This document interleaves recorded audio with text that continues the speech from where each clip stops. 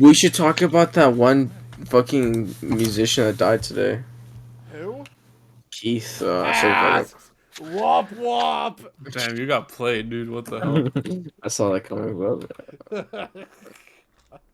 Clearly didn't see it coming Keith, along. Toby Keith. There we go. Anyways, can we start the Joe Biden slam now? I'm recording. Nobody got you guys. My God, you fucking. Alrighty, so I guess we're doing the Joe Biden slam, right? Are you No, new? Are you new? to this? Why don't you just be like, oh, sorry for the fucking, signal loss. We're back. Oh, sorry guys for the signal loss. King Chao keeps on stopping the recording, but you know what? We're here.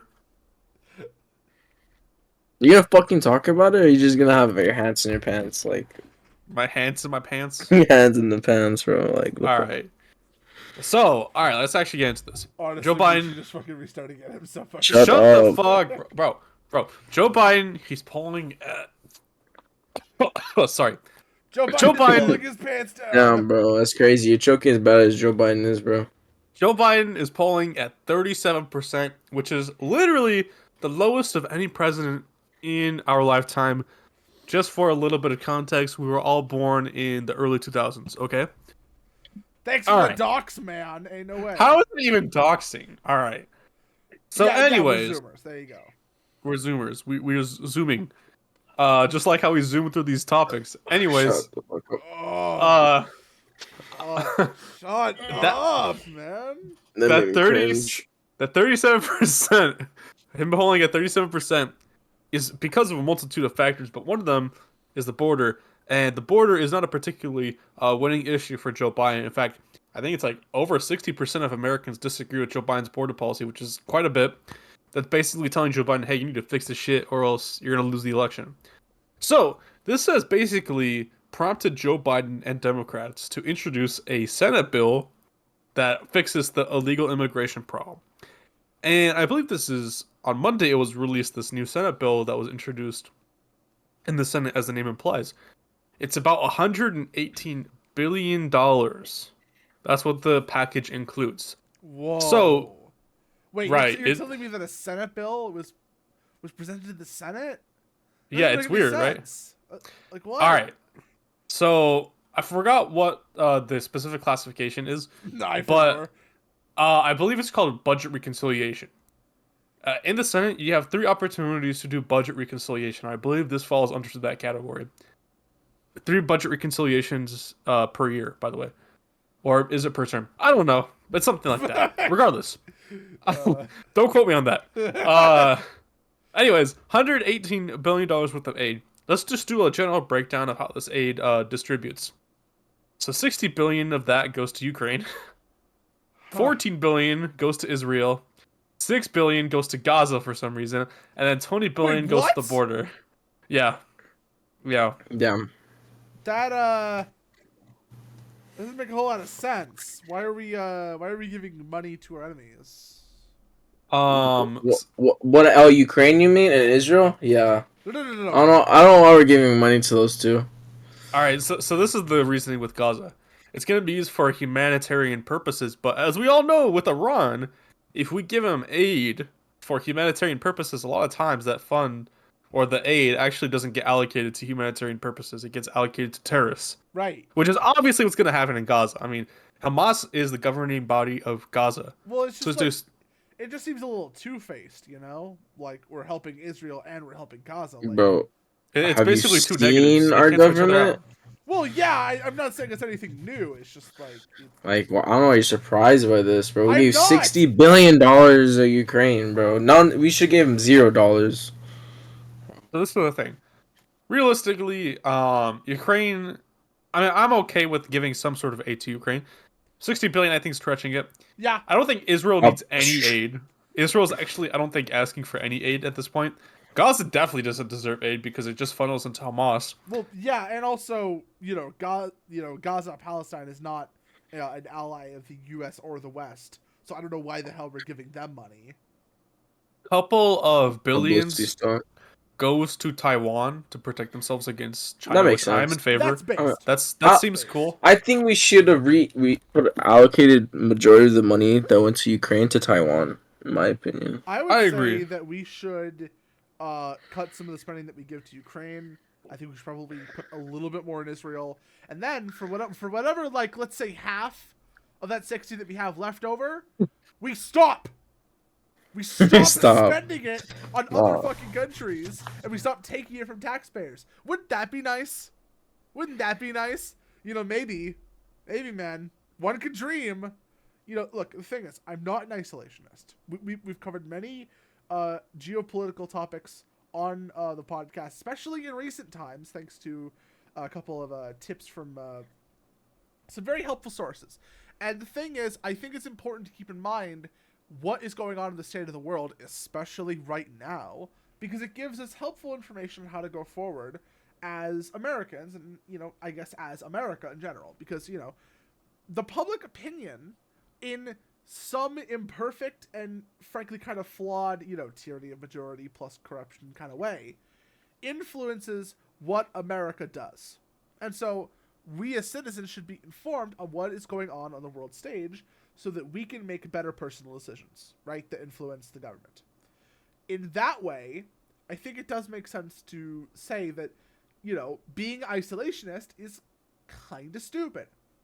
But the difference between knowing what is going on in the world and, you know, giving aid to our allies within reason to our own ability, those two phrases are very important, and just acting like a world charity to all of these countries, especially ones that are not allied with us and are actively fighting our allies through terrorist cells that make up a majority of their government. Well, I'd say it'd be stupid, but that'd be an understatement, because it would be stupid if we had the money to spend, which we don't. May I remind everyone in the room in the court, if you look up how much debt is the U.S. in? 34 trillion. Yeah.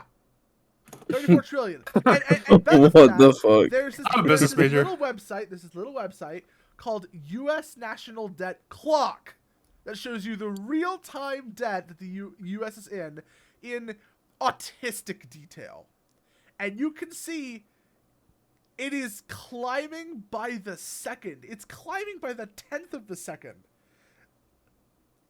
Facts. This is money that the U.S. owes to the world stage and to itself, but that's kind of a different conversation. The fact of the matter is, we keep spending and spending and spending. We have for our entire country's history, but especially when the Democrats are in power, this goes up, and especially post-pandemic, you know, with Joe Biden. Our country's national spending budget has just been going up and up and up. We've covered this many times on the podcast. You know, I'm starting to sound like a broken record. My point is, this is not money that we have to spend. Not on Ukraine, not in Israel, not on Gaza, not anywhere. And I still do think that some amount of spending does make sense, because we have to ensure that our allies are, you know, as safe as they can reasonably be, and we have to show them that there is American support behind them, right? That's the important part of bolstering our allies. But there has to be a reasonable limit to that support. Right now, the debt limit, not the debt limit, but the debt amount, for nationwide, in total, 34 trillion, 209 billion, 557 million, 970, 80, 90, yeah, it just keeps going up, 1,000. It is increasing by the tens of thousands every second. Every second. It's not going down. It's not taking a moment to pause. It just keeps going up and up and up. And by the way, in Joe Biden's second term, regulate spending. In Joe Biden's second term, $6 trillion worth of debt was added. Yeah, I'm not surprised. Or second year. Did I say term? Second year. Give you perspective, you know. Yeah. So, of that 34 trillion, 6 of those can be attributed to one year. 1 year? 1 year of Joe Biden's administration. Which year was that? The second year. Remember when that like 3 point something trillion bill passed? I think it was 5.5 trillion actually. Oh yeah, the 2022. Florida infrastructure bill. 2022. Yeah, Yeah, that's yeah, where that we're was at. ridiculous. So, and also, can I just say, I am very skeptical when it comes to, government spending in general. So already I have a reason to be, like, I guess, pragmatic with my opinions on how spending should go. But this is completely unreasonable. And, again, it would already be stupid to support Gaza financially if we had the money to do so. But we don't. We don't, and we kind of never have.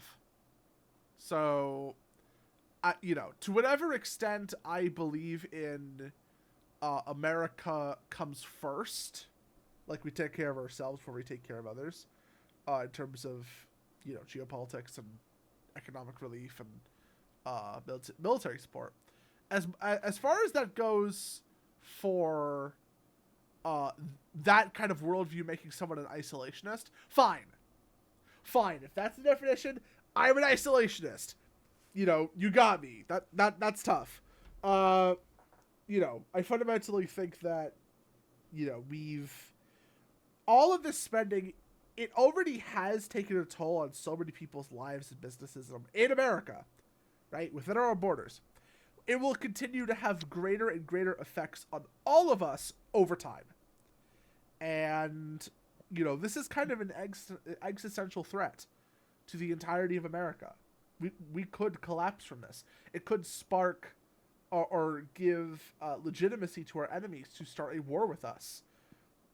Most notably China, who is a big, big portion of all that money that we owe to, who, might use this opportunity to, either ask for their money back, we comply and then the American dollar crumbles. Or, more likely, they ask for their money back, we don't comply, and now the US and China are going to war. Like, not through proxy war, not through any of this, like, allies versus allies thing. US versus China, full-on World War III. Sounds like a plan. Yeah. Now speaking of spending, let's get back to this bill. So about $20 billion worth of aid actually goes to the border. I think I said some of it goes to Taiwan, and then the rest of it goes to nonprofits that are not really important for the sake of this conversation. But let's talk about what the border actually gives Joe Biden the ability to do. So, or maybe not the ability, but let's talk about what it adds to the border. It adds 1,500 additional border agents, 4,300 new asylum officers, 100 new immigration judges, 100 new machines to detect and prevent fentanyl from coming into America, cutting asylum processing from 5 to 7 years down to just 6 months, the expedition of work permits for families coming here for business, increase in legal immigration visas, emergency authorization for president to shut down the border. Let's talk about that for a second. He only has the ability to shut down the border after 5,000 illegal immigration crossings. So let's just do the math on that. Right? What is 5,000 times 365? What is your guess, guys? I mean, you really want to just guess out a number, or can we just? Yeah, just guess out a number. 5,000 times 365. Yeah. Say like, I don't know, 1,900. Oh, no, 19,000. 1,825,000. Whoa, We're that's not a supposed to guess. This was a guess, Joe. That's the Alright, actual yeah. number. What the I fuck? Okay. Chow got it. No, Chow what the got fuck? it. What the fuck? 2 Big Chow. Alright. I was. Nah, Alright, fuck so- you. You're like, oh, I don't want to look dumb this time, like I did that last clip. Oh, I'm gonna pull a calculator app. Do the calculation real quick. Guys, how many teeth does a black cat have? I'm joking. Alright. So yeah, 1.825 million illegal immigrants before Joe Biden has the authorization, quote unquote, to close the border. And then the ability for Joe Biden to unequivocally shut down the border as outlined by law, which, by the way, he already has that ability. Because, and if you're gonna, this is ridiculous. Democrats argue Joe Biden does not have the ability to shut down the border, right? Donald Trump, with the stroke of an executive pen, had the ability to shut down the border and implement border policies because, he controls the executive branch. He controls the Joe Biden, military. He's the Wait. fucking president. So here's my confusion with all this. Biden has all this power, right? But as soon as Texas took power of the border, you know how many illegal immigrants has passed through? Guess, I don't guess. know. 20,000? I don't know. Chao? Guess, Chao. I swear, if you look it up right now, I'll He's beat looking you. it up. It's three. It's three. Three total. illegal immigrants. All Three. right. Three. You got it. There's no way. Anyways, Seems effective. so like, why can't Biden do the same? Like, I'm This confused is by the this. thing. This is the thing. Donald Trump, as outlined by the executive branch given to him by the U.S. Constitution, had the power to close down the border. But you're telling me Joe Biden, who abuses his executive authority all the time to cram down a OSHA mandate that mandates 80 million Americans to take a vaccine, or him attempting to What? cancel student loan debt, Wait, right? He did that. That's real? He did that in 2021. It got struck down. Oh. But he did that through the executive branch. He also canceled, I can't remember the exact figure, but it was a couple $100 billion worth of student loan debt through the executive branch. You're telling me this guy, who stretches the power of the executive branch, does not want or have the ability to shut down the border when every other president in existence has had that power to do so? That doesn't Kinda make any seems sense. Like, his power level is constrained by what is useful for him politically, and not what his actual powers are outlined based on, the executive branch and Right. the divisions of powers in America. And this is the thing.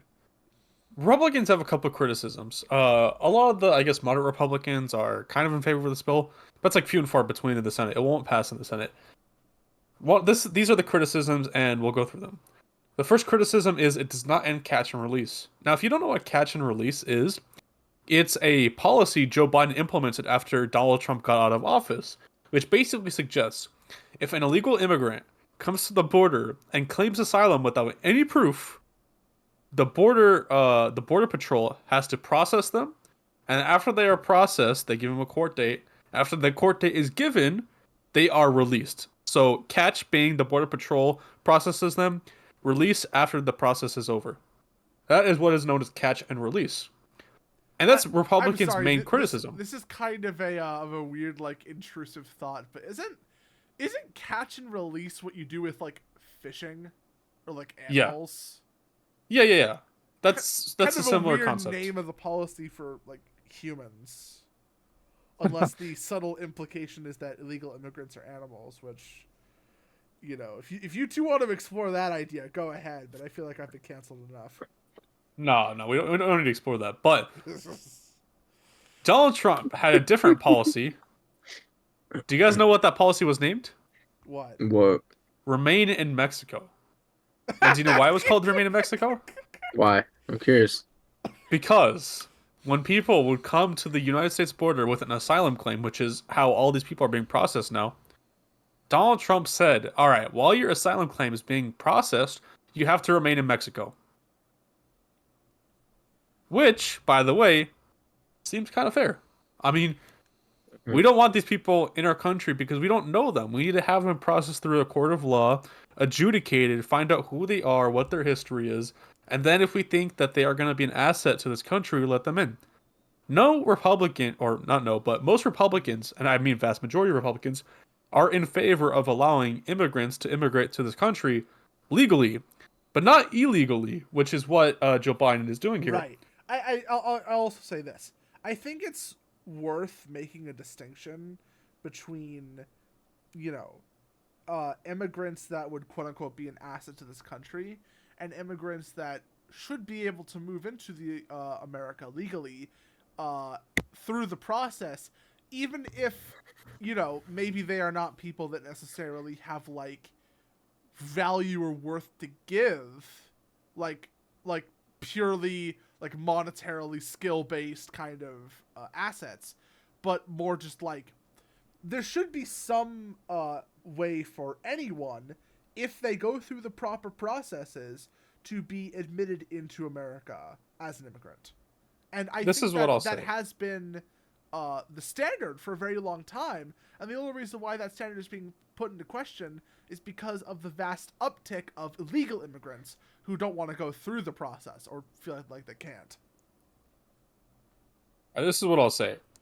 I'm in favor of legal immigration, in which they are an asset to the country. I'm also in favor of creating asylum claims. So if you have a threat in your country of origin, which by the way is a real problem in Mexico because of the cartels, I do think we should allow them to be in this country, but through that asylum claim. Now, what's bogging down the asylum claims is the fact that literally anybody who shows onto the border and claims asylum without little or no proof has to be processed as an asylum claim. And because of catch and release, these people come into this country, they claim asylum, they get processed, they get a court date, and they are released into the country, and most of them will never see the light of day in court. Because if you are an illegal immigrant, why would you go to an asylum case that you will most likely lose? You won't. That doesn't make any sense. And when Joe Biden or a lot of people suggest that most of these illegal immigrants are asylum claimers, that is 100% not true. That is ridiculous on every single level you could imagine. Now, another criticism Republicans have is the fact that Joe Biden will give illegal immigrants work permits. So now it seems like it's an incentive to come over the border and claim asylum. Because not only will you be released into the interior of the country, but there's a good chance you're going to get a work permit to work here. So that's another criticism. So after hearing all this, what do you guys think? But I don't know, I agree with you full heartedly. Like these like illegal immigrants, like they have no reason to come to court, like knowing that they're definitely not gonna pass. And this is why we should implement like Trump's bill. Like they should remain in Mexico until their Right. court case comes. Yeah, There's no reason why. I There's no reason. Like why should they be allowed in before their court case this is that a pretty determines if they're obvious allowed in? loophole that has shown itself to be exploited. So it does make sense too. Yo, here's the real solution, guys. Just go to Home Depot, grab them up, take them to court. Um, Wow. I mean, hey, you're catching and releasing there. That's all I'm saying. That's wild. I don't know. Illegals provide nothing to us in our economy because like they pay no taxes. They think the only taxes they pay is like sales tax. Is why majority of like Hispanics or any illegal immigrants say, "Oh yeah, I pay taxes." No, you're just paying the sales tax. You get paid in cash, so you don't get taxed on that on your income. And yeah. That is also very true. And I know people who help illegal immigrants get like these bank accounts without using a like U.S. birth certificate or like Social Security. So I know like how they get around the system, which is very stupid. Yeah, I mean, it would be a little bit better if these illegals actually paid like income taxes, but there's no incentive to do so. It's completely voluntary. Like the IRS says, "Oh, if you file income statements if you're an illegal immigrant, don't worry, we won't give that information to ICE." But why would illegal immigrants, number one, pay taxes when they, are here illegally?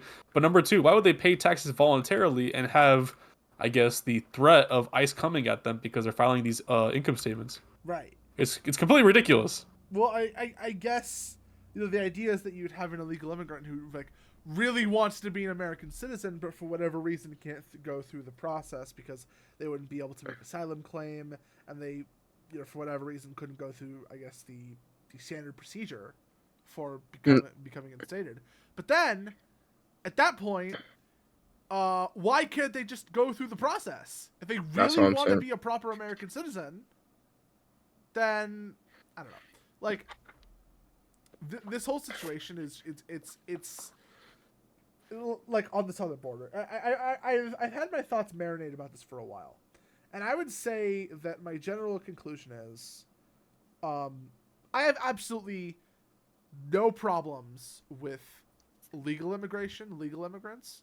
People who want to seek asylum if their asylum claims are actually justified, and to the extent that those like legal immigrations can be made as accessible as possible without literally just being an open borders policy, I think makes a lot of sense. I really do. But as soon as you enter America illegally, as soon as you make it very clear that you are willing to abuse America and you're willing to abuse this system to let you in legally, as soon as you are willing to do that, in my point of view, you are not welcome anymore. You are an intruder, you are an invader, and whatever can be done to either, actually get you citizenship to get through the proper process, or more likely and more accurately, kick you back out, probably makes the most sense. I'm pretty black and white in this. There definitely are many cases that I don't really have much privy to or really much perspective on, where there have been illegal immigrants who have become, well, because they've had children in America, and those become American citizens, and they would create stable families, and they would have incomes, and at some point they would be able to pay taxes, and they'd be able to contribute back to society. I'm sure there are rare cases where that all works out, and it's all good for everyone, but that is an edge case. It is absolutely an edge case, and I don't think that that's the case for the vast majority of illegal immigrants into America. And the thing is, I say, when I talk about illegal immigrants, I'm mostly talking about the southern border. I'm mostly talking about like the escapees from the Mexican cartels, and just the general, like, the border hoppers, right? There are examples of illegal immigrants from other countries that have entered America, but it's a lot less relevant because they are in much, much smaller numbers. And I think the amount of illegal immigrants that America, like, gets every year is way too high. Way too high. Yeah, this last year, I think, or these past 2 years, 4 million known catches has been recorded. Which 4 million. The actual number could be at least twice that much. It's more like 4.5 because it's like 2.2 in 1 year and 2.3. Yeah. But yeah, some estimates put the low end of illegal immigrants in this country since Joe Biden has been president has been 6 million, because that's the known, but it's probably closer to 10 million. So there's that. You know what we should do? We should bring back DACA as like a trap, just like when DACA was first introduced, and then get them and then deport them. That's what I think we should do. Interesting idea. I mean, hey, that's what we did it once. We could do it again. This is copious amounts of friendly fire in this call. Friendly fire. I'm not illegal. Chill out with you. Alright, if anything, you're illegal. Yeah, where are your pasta papers? I got papers. I got a driver's license. Where's yours? Yeah, man. Where's your pasta papers? Pasta papers. Pasta papers. Let him cook, though. Let him cook. I just stole that from Sonny from the last podcast episode. Wait, really? Yeah, Sonny said, alright, this is what happened. So you said, oh no, Sonny said, I have my papers on hand, and you're like, oh yeah, of course you do. And then Sonny was like, oh, but you have your pasta papers. And then I was like, oh yeah, I have my banknotes. Oh, yeah, I remember that. The short-term memory loss is insane. I'm gonna make them into a TikTok. It's crazy. But yeah. Alright. Yeah. I think that's it for the border issue. Alright. Anything else about the Byrons? Byron? What? The Byrons? Joe Byron. Yeah. Alright. Do we have any news about Hunter Biden? I don't think I've heard anything from him. I'm pretty about the court case. I don't know. He's been out of the spotlight for a bit. Yeah, I feel like on purpose. His election. Yeah, he's probably like in, witness. He's probably in timeout. He's probably grounded to his room. Literally. He probably, grounded, no cocaine, no hookers, having a really bad time. No heroin, the usual. The usual things you do to a teenage child. All right, let's talk about this next topic, which is lighthearted and funny. Okay. Yeah. Also, lighthearted. The fuck. Yeah. You don't think this is lighthearted? Man lost the bag, bro. Yeah, but it's funny. All right, it's it's about Adin Ross, guys. If you don't know who Adin Ross is, he's a streamer, formerly on Twitch. Now he's on Kick. I think he has like 1 million followers on Kick or something like that. He's also a partial owner of Kick. Yeah, he owns Kick, I think, to some degree, to some extent. Regardless, this guy's loaded, like fucking loaded. All right. So, and this is kind of important with this topic, but he had a rapper on his stream. This rapper was known as 21 Savage. And 21 Savage, you know, he's rich too, like Aiden Ross. So, while they were playing NBA 2K, which is a basketball game, they decided to put down some bets. And by the end of it, Aiden Ross was up $250,000 against 21 Savage, which a lot of money, no way you split it, right? Any way you split it. So, 21 Savage had the bright idea of gambling with cards. All right. And what Aiden Ross did not know at the time was 21 Savage marked his card so that every time he needed to choose the more desirable card, it was easier for him to make that distinction. So let's just watch this this first Twitter clip. This is 21 Savage being a fiend. All right, that's all I can describe. Okay. Oh, bro.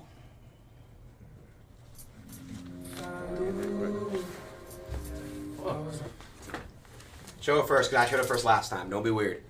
He seems confident. Don't be weird. You show it first. I can't lose. Cool. Say dada. Huh? Say dada. Come on, put me in. Say dada. Dada. Fuck! What you have? A scratch? But this one doesn't have a scratch and it's a king. I don't think you would do that, bro. Yeah. Nah, they're scratched, bro. Yeah? Yeah. These cards are both scratched. What is scratch? Look, I'll show you. Get the other face cards up. I'm gonna show you right here. Watch. Right there's a little scratch. That back onto They're what? marked, bro. That back onto what? These are marked. Look. Look, you see a little scratch right there? This one don't got it though. What scratch? You don't see right here? We can play that same game back right now. Look. Right, look, watch. They have it on each card. That one right there is a scratch. That one right there is a scratch. Man, get the fuck out of Am I tripping? it. Yes. I don't know. Wait, let me see the other cards. I don't think you do that, bro. I know you wouldn't do that shit to me. But I don't know why the fuck it is. Hold on, let me see this shit real quick. Let me another face card. Yeah, this one doesn't have it. You tripping. The queen has it. See? Look. See the 6? See? See? Bro, what you want to do? Huh? What you want to do? Just get my bet back in 2K. Alright. Yeah. Wait, what is this shit? Wait, what is this? This is it right here? Nah, we're gonna bet the back in 2K, bro.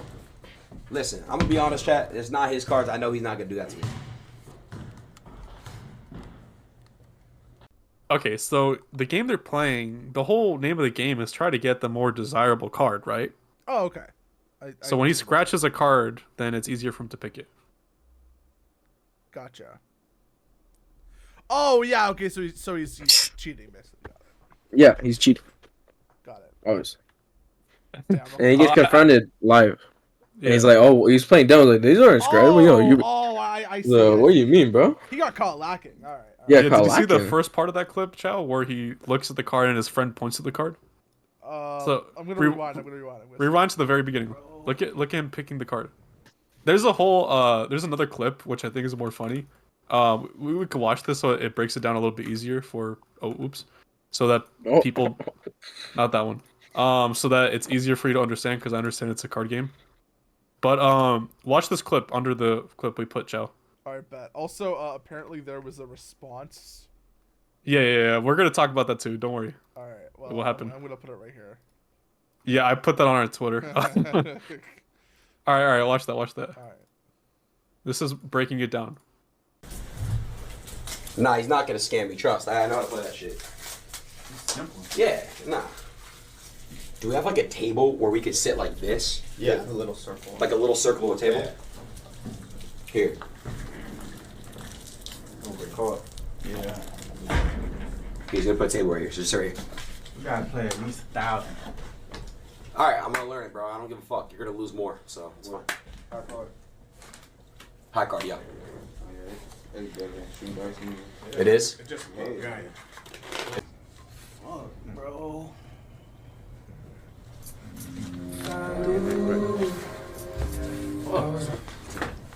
Show it first, because I showed it first last time. Don't be weird. Let me see real quick. Oh, no, it's on camera here. What my soda? That last one was crazy. What my Okay. And so after the stream, after 21 Savage caught lacking, Nah, he's not gonna he scam. said Trust. lame N-words, scratching cards and blaming it on me. Facepalm emoji. That fuck N-word Adin trying to call me a scammer. Let that Jew know that he's blackballed from all the rap game. And then he put a rat emoji. That's Also, great. I have to point out that it's specifically like the blackest version of the facepalm emoji. Well, I think it's because he's black. Well, That's no the shit, reason. but also like Well, he's black. I thought he was fucking Caucasian. Fuck. My bad. yeah, Um. you can never really know until you get a good look at it. You know? Yeah, until you see where they eat. Dude, he looks like a No, respect. wait, Oh my wait. god.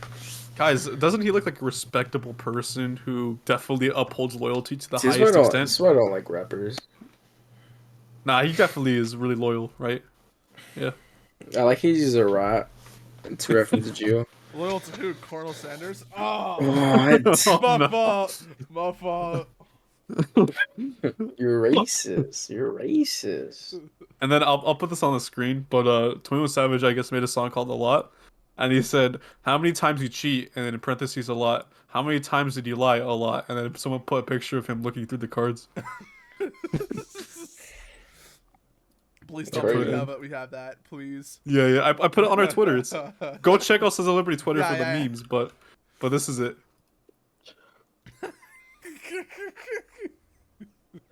That's crazy. Yeah. The crazy part is he had the audacity to do this in front of 100,000 people. That's wild. And Aiden Ross. The funny part about all this is I think they're cool now. So like Yeah. they fixed it or whatever. But Aiden Ross, he was supposed to pay him $450,000 if he successfully scammed. 21 Savage successfully wired him $250, and then Aiden Ross bought his family like a whole bunch of cars. So Aiden Ross took this very gracefully, I guess, Well, yeah. if you were to say that. But it does not end with Aiden Ross there with 21 Savage. It is only the beginning because Playboi Carti, if you thought $450,000 was a lot, wait till you see this figure. Playboi Carti, a couple days ago, was performing at the Grammys, and Aiden Ross flew to LA, where he was performing, and said it'd be cool if we did a stream. And then Aiden Ross also said that he paid for a private plane for Playboi Carti, which was around $50,000. He gave him $2 million in cash and a Ferrari for Playboi Carti to discuss his upcoming album called Music. So let's get this in. Ferrari, let's just put on the low end like 200. I mean, I don't know how much a Ferrari costs. Sounds about right. Cash, 2 million, that's 220, and then a plane 50. So that's $2.25 million he's just giving to one person to come on his stream and talk about an album. Alright, let's clear this up though. The money isn't his. Yeah, it's It's I Ed believe, Craven, which is the owner of Kick. And he's doing this so there can be a lot of viewers. Because this peaked at 500,000, which is the most. of any kick stream, I believe, right? Well, that's non-botted Kick stream. Yeah. So yeah, a lot of money was given to Playboi Carti for him to show up. He showed up like a couple hours late, but he only was on the stream for 6 minutes and 20 seconds. And It was so dumb. it was dumb. He was there when the stream started, but then he left. And then he had to, like, literally call one of his people, try to convince him to come back. He came back. Literally gave him a duffel bag of money. He's like, I got a gift for you. And then they start bumping to music for like 2 minutes. And then, like, he's just there. And that's it. For like 6 minutes. And he's gone. Yeah, and what made it worse was Playboi Carti was on the stream, but his outfit was so dark and the room that he was in was so dimly lit that people couldn't see him half the time. So so let's just look at this clip. I guarantee you, half the time you cannot see Playboi Carti.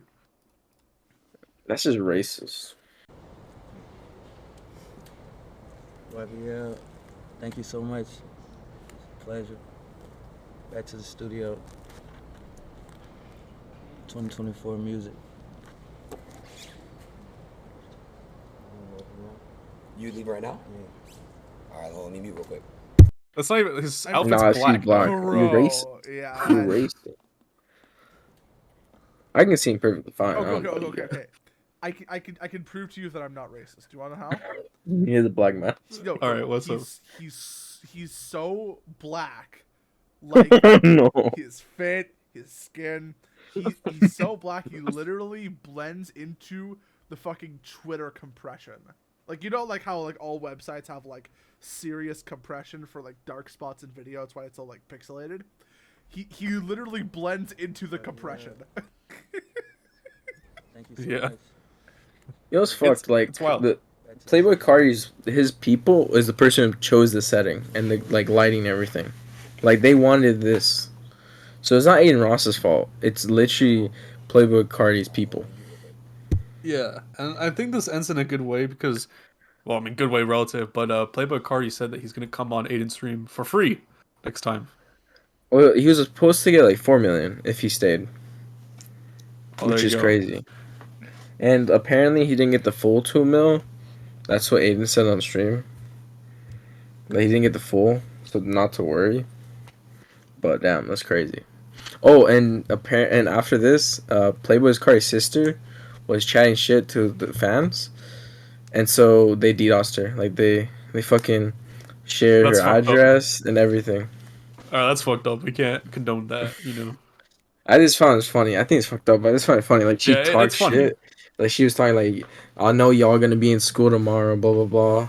Basically calling like little kids, Bruh. and then they just like leak her address and shit. This you. Literally hit her with the this you. Yeah.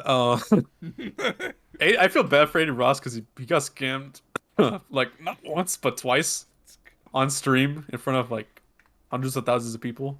Bro, it's his fault. He's letting people in his stream that Shouldn't be even his there. friends said that like you should only let people on your stream that you know are tight and you're giving them this money because you're tight with them. Like I get Kick is doing this to get more viewers, like as a publicity stunt, because Playboi Carti hasn't released an album in a while, and he's announced, and people were thinking he was gonna announce it on Aiden's stream, which is why so many people came to see the stream. And like I get it from a marketing move and a business move from Eddie, it was like worth it, worth the risk. Thinking that he was gonna stay and actually do what they thought he was gonna do, but obviously that didn't happen. Yeah. Just a little bit of trolling. A little bit. Yeah. I don't know. I love that fucking the lyric though. How many times did you cheat? A lot. How many times did you lie? A lot. It's just unfortunate. It is unfortunate. Yeah. And Aiden Ross's like funny streak doesn't end there. So if you guys don't know, this rapper named Drake, his beat got leaked on the internet, and people are pointing out I'm how assuming that everybody who is watching the Sons of Liberty podcast knows who Drake is. yeah, Yeah. his meat got leaked, and people are basically discussing how large it is. And then Adam22 on Twitter started complaining. And let me just read this out. If you guys don't remember, Adam22 let his wife be fucked by a big black guy. All I right. think we actually covered this on a Yeah, we pre-old did. episode of the podcast. Biggest I don't cuck around I'm telling you right now. Yeah. I think Him and Sneeko are I together don't on know, that. 20s, 30s. I kind of forgot which one, but we Yeah. definitely covered this guy. He said on Twitter, quote, Aiden Ross, you should have at least called me and we could have reacted to his cock together, man. You're coming off of these 21 and Cardi streams. You're killing it, man. My shit been quiet since I did the game show to fuck my wife. It should have been easy collab on that. Aiden Ross stole my reaction to Drake's dick. He said, that man has a missile on him, which is the exact same thing I said 4 months ago when I evaluated a leak dick pic of his girl showed me. I'm so influential that top streamers steal my dick rating. Shit crazy, bro. Top comment. Embarrassing. No, look at the top comment. Ain't no way. Peter Griffin. Yeah. I'll put that on screen. God. Bro, this guy's just a clown. Yeah. That's all I and have then to the say. actual post is just like, what the fuck did I just read? Too real. Oh man, fuck. Oh, there's also no, that's kind of that's bordering on boomer posting. Whatever. I'm gonna put this in the script. It's pretty good. All right. I think I see it. Yep. Yeah. Oh wait, which one is it? Wait, where? Huh? I think What it's the hell? it's like. Oh yeah, I saw that. Yeah. That one's funny. Again, it's So yeah, that's that topic. Pretty funny. Yeah, just a little interlude between the arguing. Yeah. Of course. Speaking of arguing, let's talk about a bit of This next topic. A bit of a Republican martyr, actually. I'd say. Bit of a Tucker Carlson. fallen soldier. Yeah, Tucker Carlson. Yeah. So. Pretty famous Fox News host, anchor, leaked January 6th footage, got fired the next day. That's obviously not related. And now, well, what is he doing, Kaika? After he left Fox News, he has pursued basically this podcast career that's funded by X. Twitter. And he made just Twitter X. Yeah. He made big waves today because he announced that he is going to interview Vladimir Putin. And a lot of people on the left particularly are upset that he's not interviewing Voldemort Zelensky. But let's just listen to what Tucker Carlson has to say about this. So this is his announcement video on Twitter or X. Oh, bro is not aged well. Oof. I think he aged fine. No, I mean like you could just tell, right? Like he probably went through this very extensive routine when he was the news anchor, but now it's like really showing that he's probably like a lot older than he looked. He's doing more important work now. True. I feel like I don't know, when he was in Fox News, he had obviously a whole makeup crew and all that. I feel like now he just doesn't care about that That's stuff. literally what I just said. No, but like when you say aged well, I feel like he aged fine. Yeah, no, I do think he aged well. I mean, I like that he looks more authentic and natural. He's more relatable now. Yeah. Well, now that he's kind of an independent actor, let's see what he says. Yeah. All right. Let's go. How about Sons of Liberty interview Vladimir Putin? How about that, guys? Oh, dude, that'd be bad. Bro. Dude, we're not allowed in fucking Russia. We'll get shot on sight. I'm pretty sure we would just get drone striked by Russia. Sounds like a plan. Let's go to Russia. All right, let's watch this clip. We're in Moscow tonight. We're here to interview the president of Russia, Vladimir Putin. We'll be doing that soon. There are risks to conducting an interview like this, obviously, so we thought about it carefully over many months. Here's why we're doing it. First, because it's our job. We're in journalism. Our duty is to inform people. 2 years into a war that's reshaping the entire world, most Americans are not informed. They have no real idea what's happening in this region, here in Russia or 600 miles away in Ukraine. But they should know. They're paying for much of it in ways they might not fully yet perceive. The war in Ukraine is a human disaster. It's left hundreds of thousands of people dead, an entire generation of young Ukrainians, and it's depopulated the largest country in Europe. But the long-term effects are even more profound. This war has utterly reshaped the global military and trade alliances, and the sanctions that followed have as well. And in total, they have upended the world economy. The post-World War II economic order, the system that guaranteed prosperity in the West for more than 80 years, is coming apart very fast, and along with it, the dominance of the US dollar. These are not small changes. They are history-altering developments. They will define the lives of our grandchildren. Most of the world understands this perfectly well. They can see it. Ask anyone in Asia or the Middle East what the future looks like. And yet the populations of the English-speaking countries seem mostly unaware. They think that as nothing has really changed. And they think that because no one has told them the truth. Their media outlets are corrupt. They lie to their readers and viewers. And they do that mostly by omission.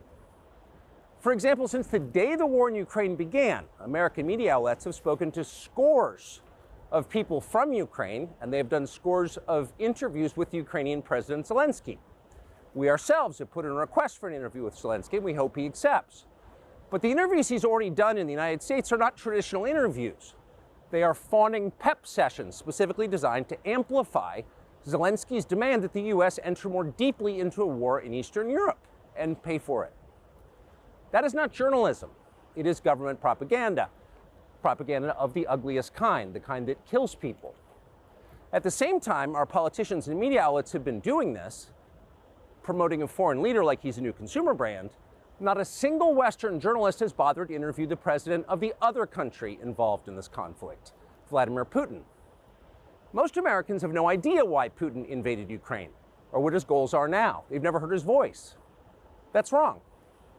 Americans have a right to know all they can about a war they're implicated in, and we have the right to tell them about it because we are Americans too. Freedom of speech is our birthright. We were born with the right to say what we believe. That right cannot be taken away no matter who is in the White House. But they're trying anyway. Almost 3 years ago, the Biden administration illegally spied on our text messages and then leaked the contents to their servants in the news media. They did this in order to stop a Putin interview that we were planning. Last month, we're pretty certain they did exactly the same thing once again, but this time we came to Moscow anyway. We are not here because we love Vladimir Putin. We are here because we love the United States, and we want it to remain prosperous and free. We paid for this trip ourselves. We took no money from any government or group, nor are we charging people to see the interview. It is not behind a paywall. Anyone can watch the entire thing, shot live to tape and unedited, on our website, tuckercarlson.com. Elon Musk, to his great credit, has promised not to suppress or block this interview once we post it on his platform, X, and we're grateful for that.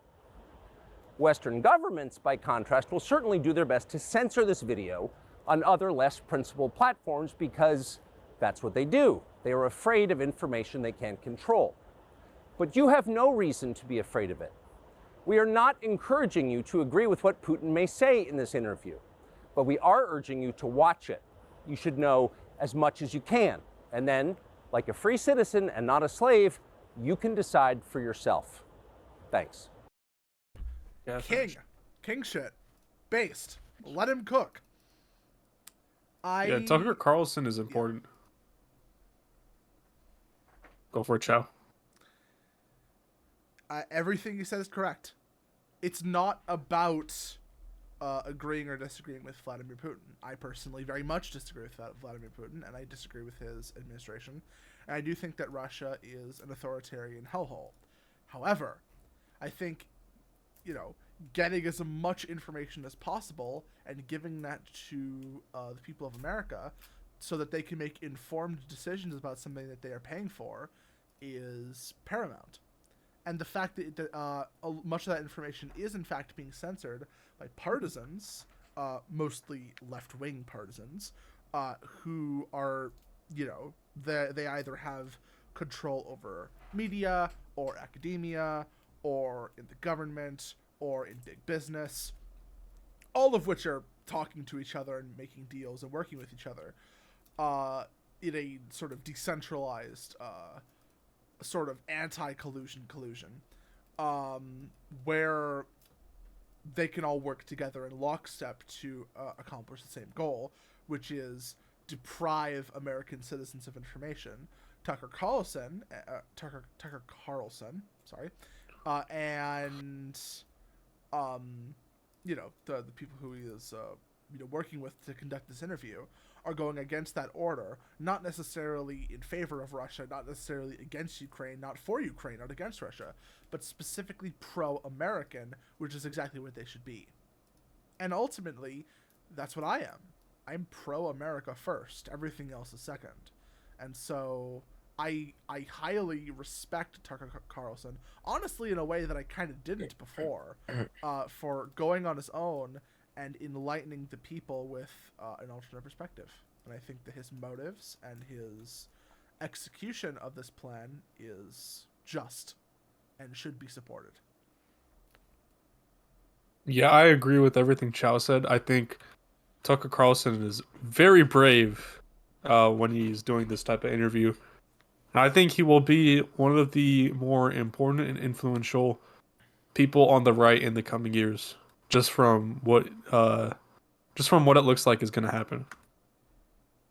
This stuff is really important, and there's a reason why no one else is basically doing this. And it's great that Tucker Carlson is interviewing people that are, that are frowned upon. Yeah. Son, you got anything to add? Nothing really. I honestly admire this move from Tucker Carlson. He's really putting a voice to what many of us don't know, what their, voice is in all this, We didn't know what was their leader, Russia's leader, Putin's, mind. Why were they? We had an idea why they did this, but I don't know, you know, from his own mouth. And as you guys have stated, he's doing something no one really in the U.S. media is really doing and brave enough to do. And you just have to admire a guy like that. Didn't he get fired from Fox, or did he leave in his own terms? He got fired. I think he got fired, yeah. A big W from Tucker Carlson, a big L from Fox. What can we say? Honestly, I mean, I think Fox definitely tanked in relevance after Tucker Carlson was gone. Oh, yeah, for sure. Tucker's a very charismatic speaker, kind of like Ben Shapiro, I would say. They're very good at describing and articulating what they have to say in a very appealing and easy to reach kind of manner, which I would argue is absolutely a strength. But in general, I think I guess what I'm trying to say here is that was kind of the saving grace of Fox News for me anyway. Because again, I'm not a Republican, I'm not a conservative, and I'm more of a right libertarian. And so seeing Fox News it's not really for me. It caters more to, I guess, an older kind of order of right-wing politics that I just don't really subscribe to. And I kind of see it as cringe, I guess, because it just seems incredibly out of date and not really tackling modern issues. But enough. I guess I certainly don't hate Fox as much as some other people do, because I don't think there's anything inherently wrong with their programming. With some exceptions. But Tucker Carlson was always someone who I could kind of level with and understand, because when he was saying things that maybe I didn't necessarily agree with, I at least felt like I was getting all the information, and that he did care about his job a lot, and he cared a lot about showing that perspective when it was very much not safe to do so. And it would appear that even after being fired, that bravery and that commitment to his ideas are they haven't gone anywhere. So that's really good. I think it's going to be really good for his career. I think it's going to be really good for all of us who get to continue to hear his voice and hear his take and his opinion and his information, even if it's not coming from a media conglomerate like Fox. Yeah. 100% agree with everything. And I can't wait to watch the interview. It'll be definitely very interesting. Yes. Yeah. Can't wait. We're gonna react to it. We have to. The whole interview? The whole interview. We should make that a dead key episode. Can you imagine we do a live stream? I'm joking, guys. We could do a live stream on Kick. No, never. Never ever. Hear me out, guys. 4 hours, and we get paid minimum wage. Let's do that every day though. Exactly. We'll just like put like Some Chow's. celebrity clips. Yeah, just put just continues like the podcast 1 through 50, and just keep adding to it. That should be enough. Yeah. Yeah, we got like at least, I don't know, 100 plus hours probably. Mm, yeah, I'd say around 100. Yeah. I feel like earlier episodes are shorter. I feel like now we've gone longer. We're like Joe Rogan style, you know? Yeah, we're autistic as fuck. Yeah, We're also the Keemstar of politics. All right, guys. we have a couple more topics. Couple I more think things. Chao won. Oh yeah, go for it, Chao. Well, no. Please. It was about the next topic. Yeah. Oh, okay. So this is really more of a footnote than anything. Yeah. I think one of these two wanted to talk about the new Apple Vision Pro that came out. And then Oh, I thought you wanted to talk about You it. were the one who wanted it, What? Chow. You're the one who wanted it added to the well, script. Then I'm mistaken. Let me just cover this really quickly and then we'll move on because we are running short of time. All right. Yeah. No, we can't explore these because we only have a couple more topics. But how Then many we have more minutes do we have for Fortnite, man? Oh, you won't play Fortnite after this? All right, then we have no minutes left. So we got. not for the recording. Okay. Are you right? So- Let's. I got you. Chow, you got this. Hurry up, go. Fortnite. Okay, fine. Fortnite. Keep that in the mic, keep mind. Go. Okay. So basically, the whole situation with the Vision Pro headset is a lot of people are saying that it is overpriced garbage, and they're right. It absolutely is. The idea that Apple is going to revolutionize the VR market like they did with the phone market is possible, but this is not it. This is not going to be that example because it is simply not in the price range of normal people. This is not. Okay, so something important to understand.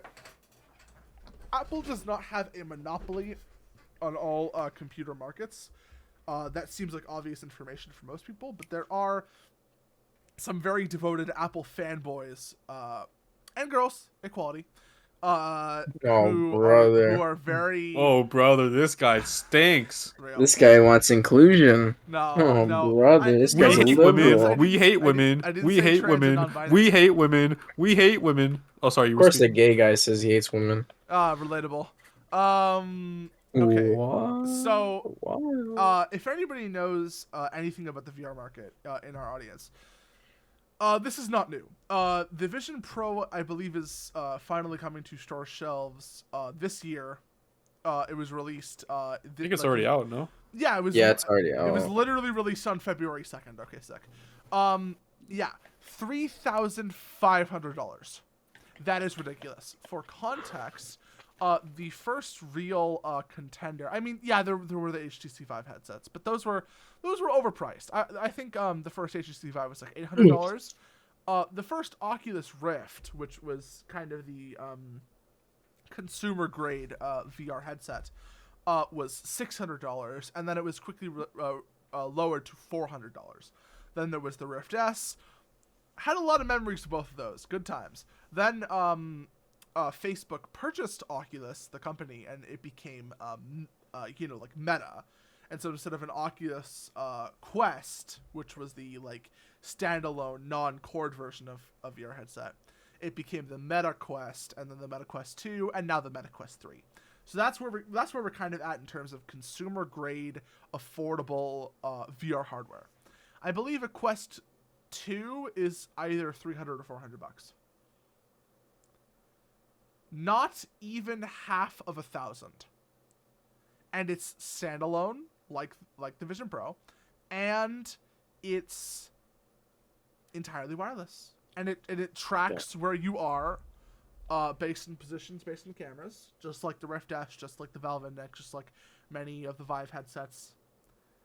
This technology has already been in development in its bleeding edge form for about 20 years.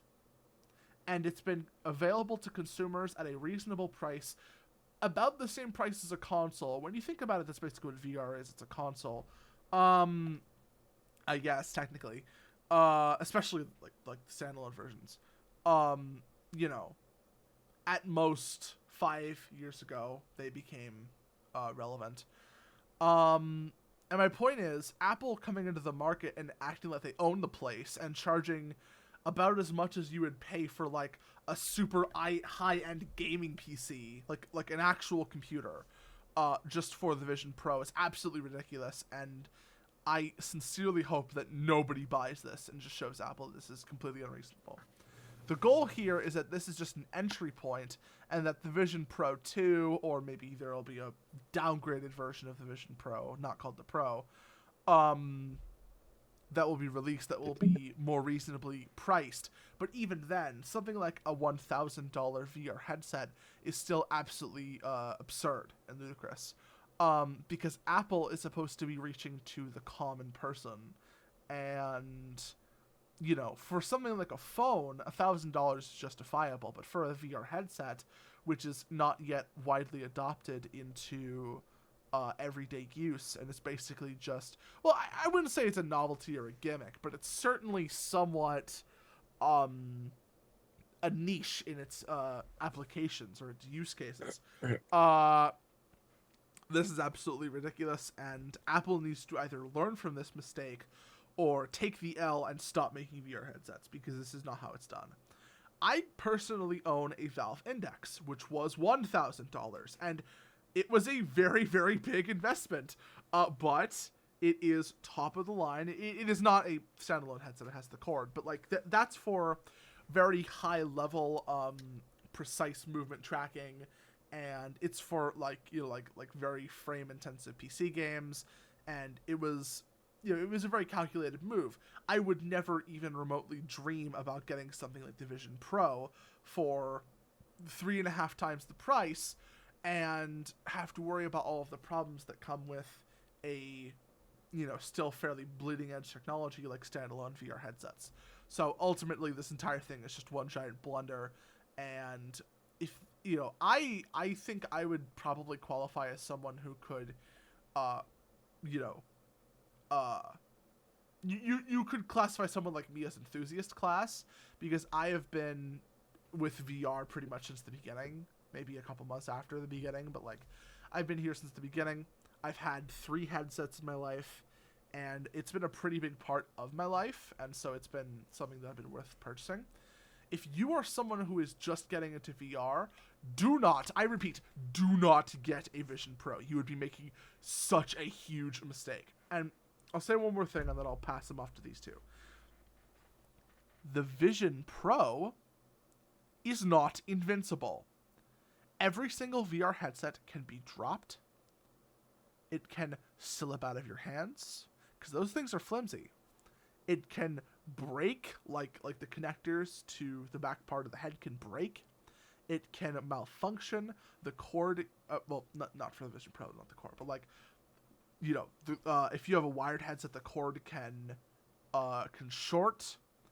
The charging port can, you know, break or be forcefully, like, just destroyed. There are a million ways you can destroy something as fragile as a VR headset, and every time you put on the Vision Pro, you are holding basically $3,500 worth of intricate, expensive glass. I would only pray that you buy this thing and you don't have butterfingers, because if you were to ever drop this from normal head height,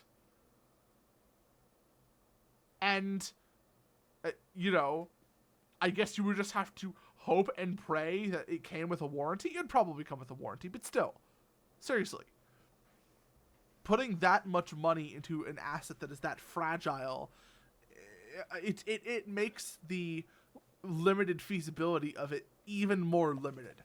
So already, again, seriously, do not buy the Vision Pro. If you want a high-end VR headset that is very high quality, you can look at Meta's products. You can look at the Vive systems. You can look at the Valve Index. I think the Valve Index 2 might be coming out in a couple of years. All of those are very, very high quality, and even the highest ones never really crop up past $1,000. So do not succumb to Apple fanboy syndrome, because you will regret it, and your wallet will regret it for a very, very, very, very, very long time. All right, so this is my opinion. From what I understand, and I could be wrong, but this seems very, very revolutionary. And you could chime in whenever you feel like you need to, because you obviously know more, Vincent or King Chao. But I thought the whole point of that Vision Pro was to integrate what you see with the virtual reality. So like it's basically having glasses with the added add-on of virtual reality. Oh, you mean the Google Glass? Yeah, yeah. I It thought is that like was that. the whole point of the Vision Pro, and the, I guess, marketable, I guess, aspect of it was the fact that it's much better than whatever's on the market, and your productivity can and will increase if you use it. That I thought that is was the whole appeal. okay. So here's what I'll say about that. First of all, um, what you're describing has a name, and it's called augmented reality (AR). So that's not the same as virtual reality, which is VR, where your entire view is obstructed and it's just entirely the screen, and it's like purely computer generated images, basically like a monitor strapped to your head.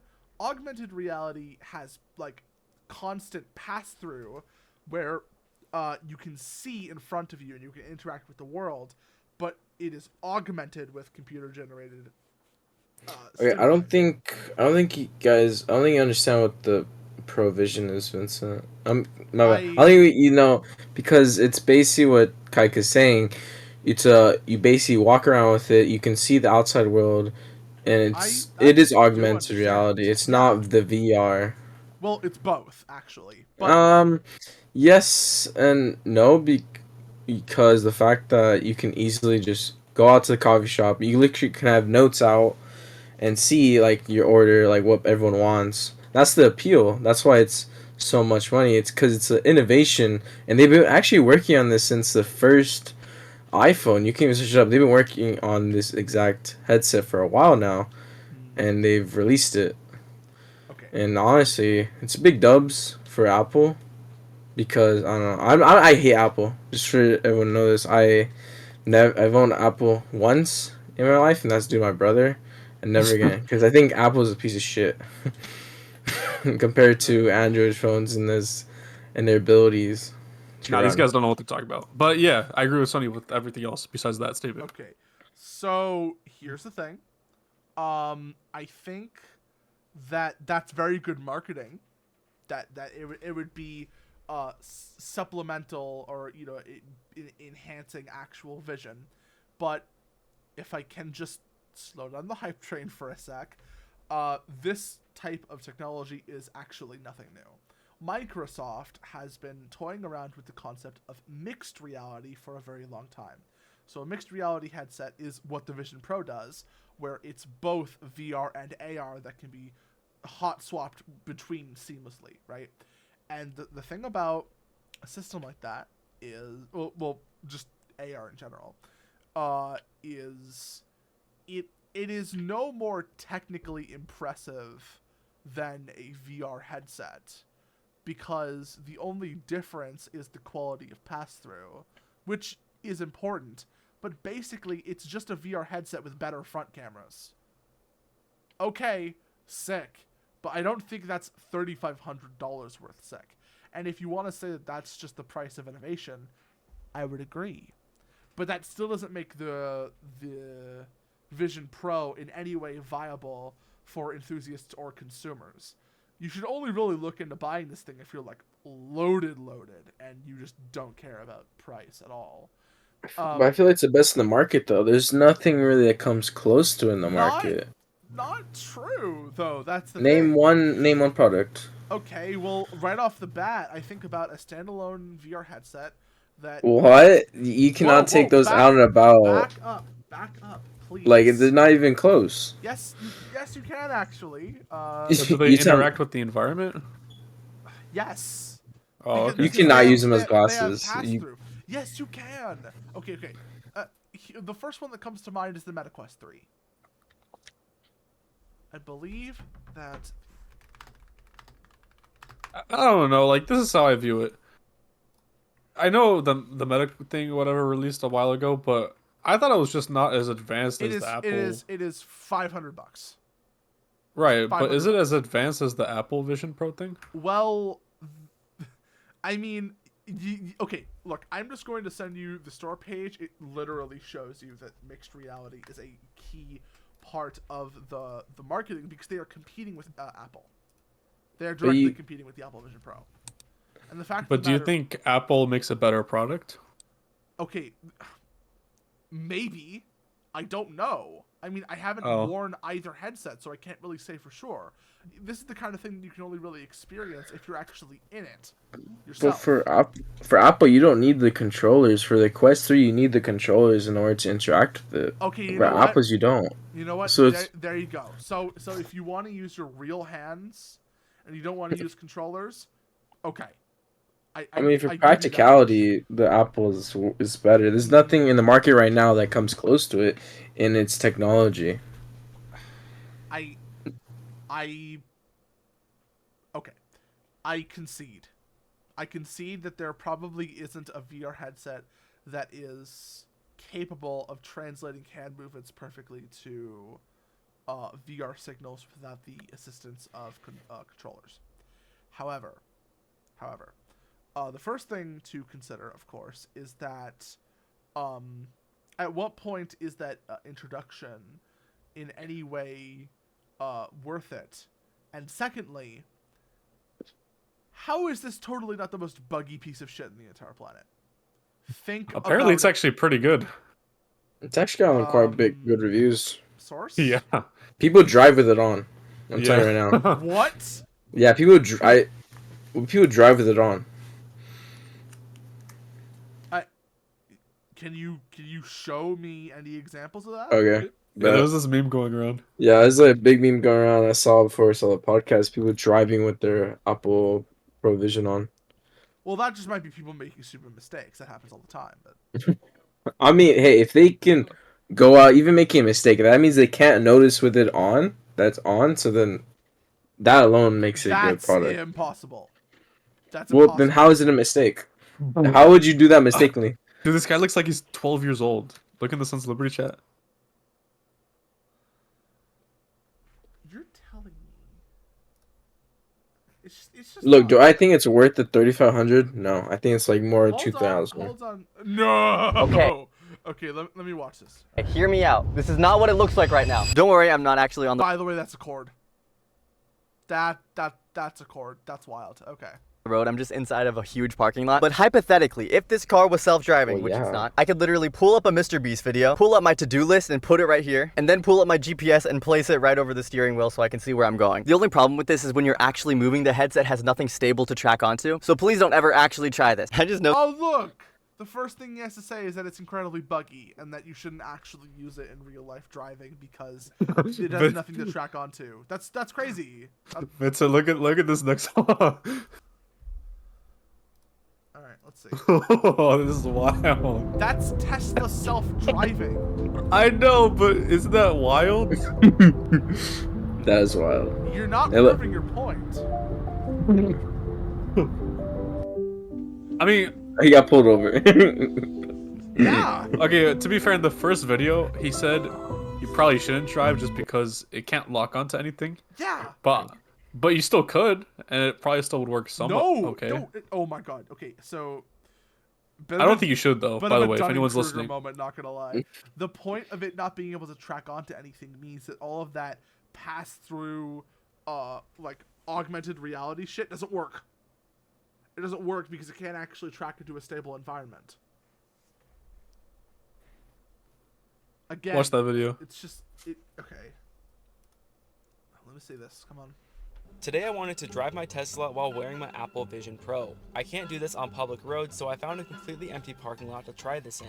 The Apple Vision Pro obviously isn't the first VR headset, but it is one of the best I've ever used. As soon as I have the headset on my face, it scans my eyes and unlocks the Vision Pro. The smaller field of view makes it a little bit harder to see all of your surroundings, and as soon as I started driving, the Vision Pro put a little warning on the screen saying that I was moving too fast. Going around this turn in the parking lot wasn't too hard. I just Oh, needed that's to move a a. little bit more, so I made sure I didn't hit the curb. I That even scared tried me. to close the warning, but I don't think the eye tracking was working either. As I was making my last turn, the home screen randomly flew past me, which kind of startled me. Overall, the quality All and these the memes are latency of the funny. pass-through cameras was really impressive. I'm glad that Apple made it impossible to use the Vision Pro while driving, because I already see enough people texting and driving, so I don't need to see anyone using the Vision Honestly, Pro. like, yeah, no one should be able to use it to drive, but it's kind of funny. Yeah, it is kind of funny. I think that this isn't revolutionary. It's just the next step in a long line of successive steps that have been taken by other VR headsets. And if you want to say that it is more advanced, I would agree, but I would say it's only marginal, and it does not justify the price at all. I don't know. I don't know I enough to think give an opinion. it's only that price because they haven't really fully. I don't think they fully automated the making of these. Yeah, that makes sense. So obviously they're gonna put this out to the public to see, test it out, and then later on they'll lower the price. Well, that's what I'm hoping for. I think if the price was lowered to something reasonable within the range of most consumers, and this might take a while, as most emergent technologies do, then we might see a version of the Vision Pro that is actually worth buying. And hey, when that happens, sick. I mean, Apple moment, but it doesn't matter. A good VR headset is a good VR headset, no matter who makes it. Don't worry, Samsung will make a better one. No, they won't. Yeah, they will. Trust. No, they won't. Let's go. They'll make a better one. Just like the phones, they'll make better. I'm sorry. Let's not lie to as ourselves. a Samsung, I used to. You don't want a Samsung? I used to. I had a Galaxy S8. It's a trash one though. Damn. Yeah, Okay, you fucking poor boy. It's a trash. That's not. It's like the trash one. That's like one of the worst selling Galaxies. Damn. You roasted Yeah, for you being fucking- poor now? What's your phone? The S23 Ultra. Pixel 6 Pro. That's crazy. Yeah, my phone's more expensive. Get fucked.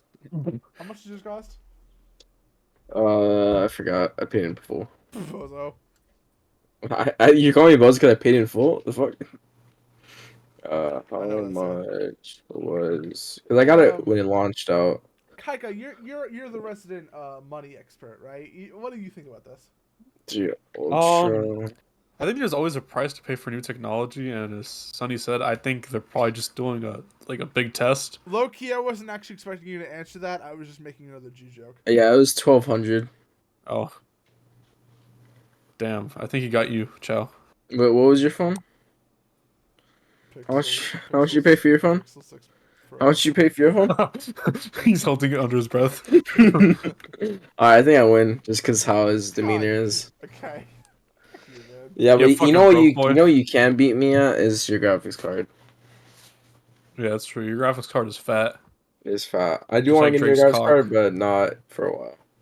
That's right. Drake's cock's pretty fat, only like your reason graphics why I got a new rig is because my old one was fucking falling apart at the seams for no reason. Falling apart at the seams, bro. That shit was not even together, bro. That shit is like out of there. Shit fried. I felt the free porn. For Hey, all, yo. for all you that don't know, we couldn't record for a while because this guy's PC was shit. Yeah, it was rough. And he's our recorder. I am your recorder. Thank you for So, yo, we found out two things today. Kaika's our editor, Chao's our cameraman, and I Then am what are you? the anti-Semite. Nah, you're the I you just bring draw the, on the customers, you know. I 'cause try you're to I try to I try to be the I try to bring the comedy, but sometimes that just becomes a little too racist for these two. And also, you have to be funny in order to be the comedian. So I don't know. I made Kaika laugh last episode, that's not really. and I made Kaika laugh right now. So, I mean, Wild. and I made you laugh a lot Kaika last will, episode. Kaika will laugh at anything, dog. That's not really impressive. It's not true. Hey guys, Kaika. I have an idea. Kaika. Yes. 44 Jews died yesterday. Oh no. See, he's not laughing. It's not anything. God. I don't. Do you want me to laugh at that? Like what? See, I won the argument. I won the argument with Chao. No, you didn't. Yeah, because he didn't. All right, say something that he'll laugh at.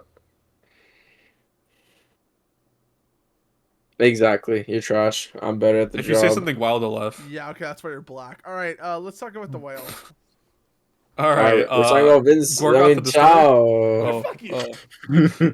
actually, the killer whale, so it's not really akin to like an actual like sperm Why whale. are or we talking something, about which are just whales? Why would we give a shit Sperm about whales, whales? bro. Sperm on the mind, of course. Bro, sperm whales shit is super expensive.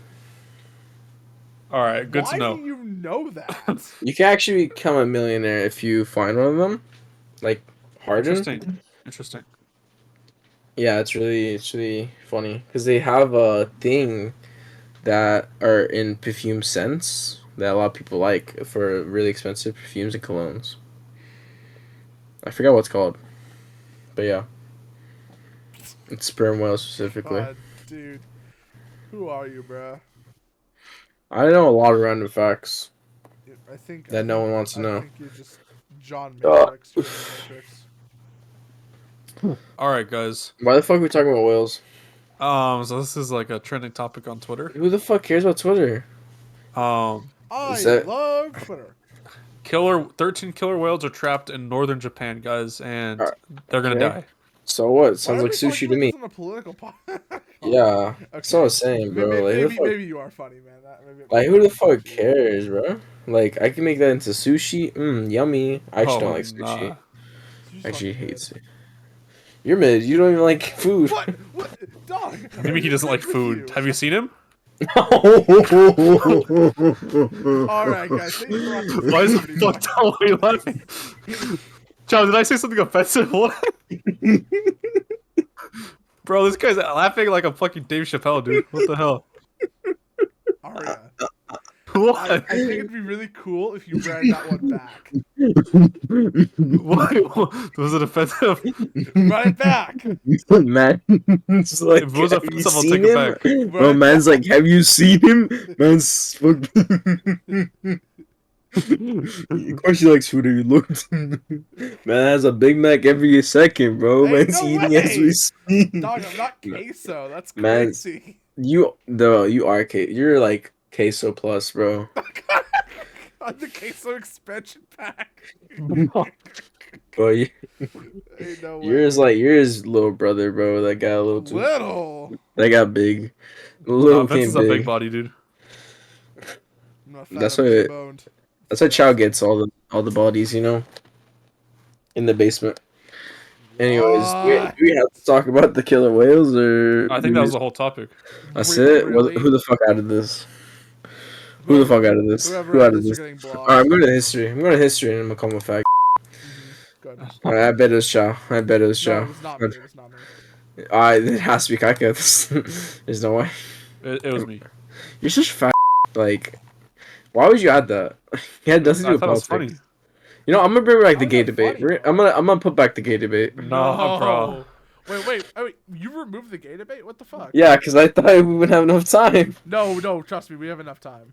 Alright, well, now we have enough time. Well, yeah, Let's talk. we're this is the 3-hour mark. It's perfect. Alright, we're talking about gay debate, and then that's it. All right.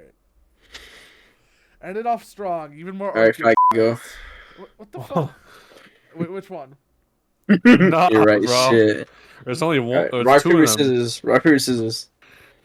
All right. All right, Ethan, you rock paper scissors with Vincent. Bro, I like how you guys keep name dropping each other. That's crazy. That's Kaga. crazy. Rock, paper, scissors, shoot. No, you have to do it with Sonny. No, it's you two. No, what do you mean? What'd you pick? What'd you pick? Yeah, Sonny, what'd you pick? No, it's you. You're the one who No, added no, no, fucking no, 13 I know. killer whales trapped. Yeah. Sonny, I think you gotta choose, man. Kai He's waiting. issues. But you're He's Jewish. waiting. You're gay. You know what? Fine. You're You're gay, also Jew. gay. I'll introduce it. God damn, bro. Also, apparently I haven't been. You should do it in the gay voice. You should do it in like a really gay I voice. think I fucked up the recording for like. I'm gonna laugh if it's corrupted. Nah, and bro. No, Nah. it's not corrupted. It's not corrupted. It's just you know, like how usually it's on like our 3 icons. Well, apparently no. this whole time it's been on like this whole chat. So that's You're my autistic. You're autistic. that's my fault. Autistic. My bad. Autistic, man. Well, I mean, it's not like we were adding much value with the Discord True. fucking picture. Yeah, we could really just put like a static image and be the Just same. put like Aiden Ross the whole time. All right, I'll just put pictures of the different topics. All right, sure. Nah, just put Aiden Ross, bro. Oh, okay. So Doing a gay voice. Doing like a cartoony gay voice. no, I'm not gonna do the fucking game. Doing a cartoon gay voice or a leave call. Okay, bye. Dude, it's crazy because Vincent's like he has like the most ungay voice ever, dude. Yeah, to be honest, if he didn't like say he was gay, I would not know he was gay. That's what I'm Good. saying, dude. No, that's the goal. That's the goal. Now you should say it in the gay voice though. God fucking. God, I don't even think I have a gay voice. I mean, I do. You but, do. Like, no, I don't. I have like a femboy voice. I don't have a gay voice. What the fuck? Isn't that the same thing? No, It's the same shit. no, It's the not, same shit. not really, not really. Alright, hurry up before I make Kaika fucking introduce your shit. And make him do a gay voice. I'm not doing a gay voice. You're doing a gay voice. I No don't way really I'm want to do a doing gay this. voice, man. I don't know. Oh We gotta. I don't know. Why we be discriminatory by doing this. Why are you blushing?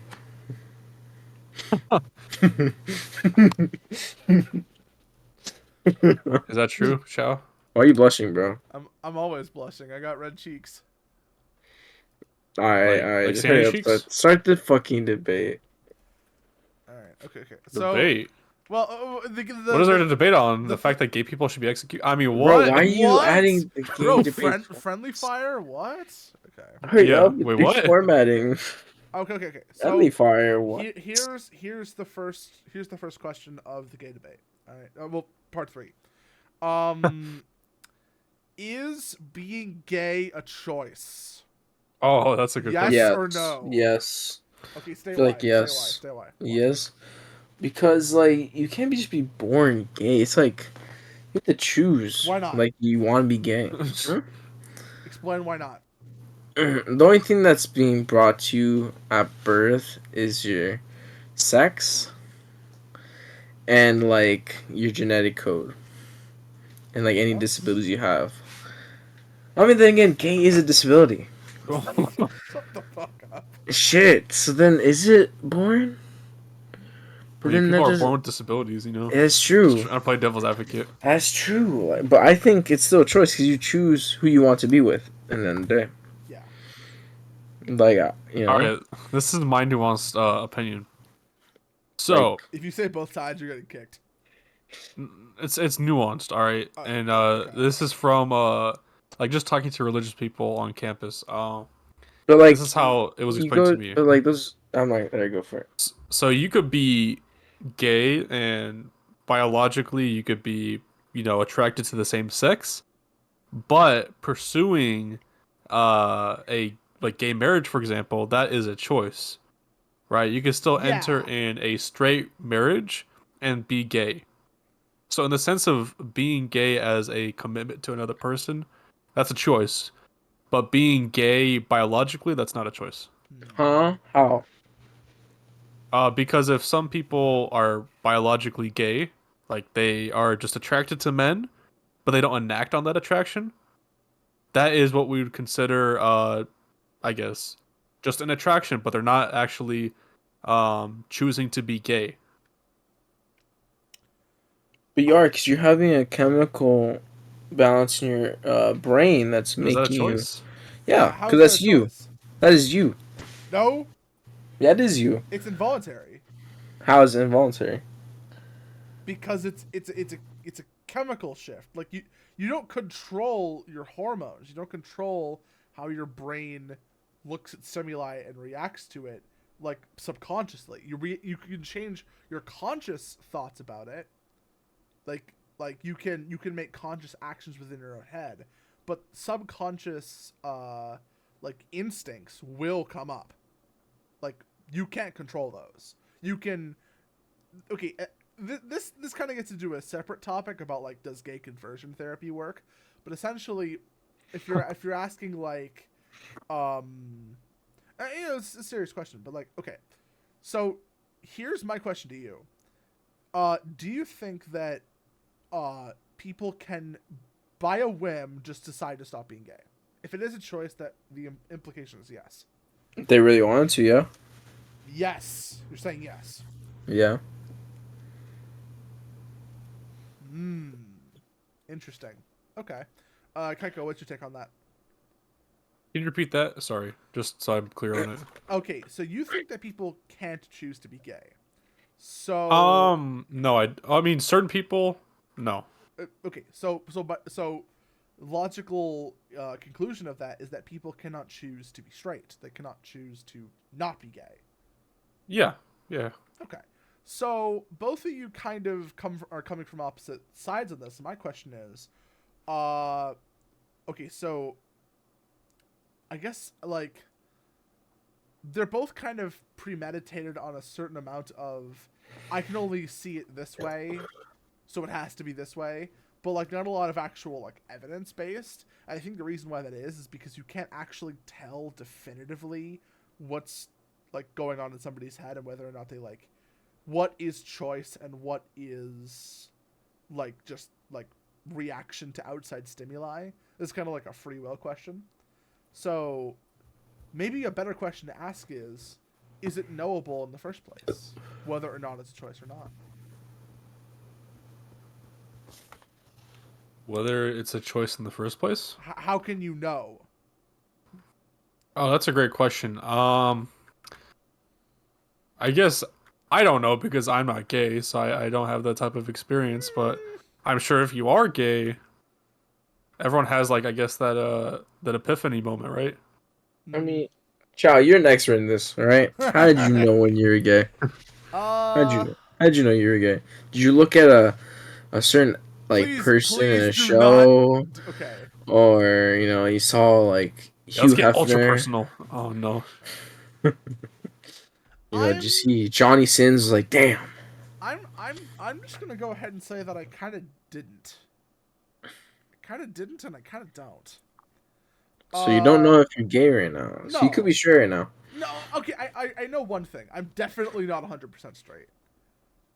There is a I'd say a pretty dominant attraction to guys within me.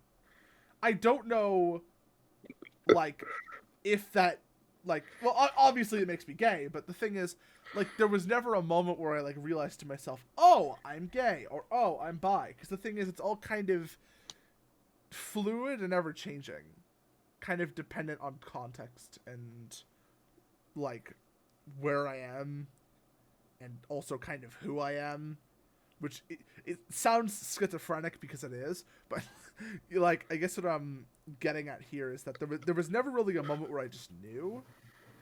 It just the idea just became more comfortable, I guess.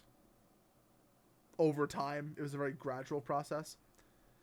If you want my thoughts on it, whether it's a choice or not, I would say that I mostly agree with Kaika that there is that sort of underlying baseline sort of attraction, and whether or not you are like gay really matters more about what you do with that attraction and less about the attraction itself.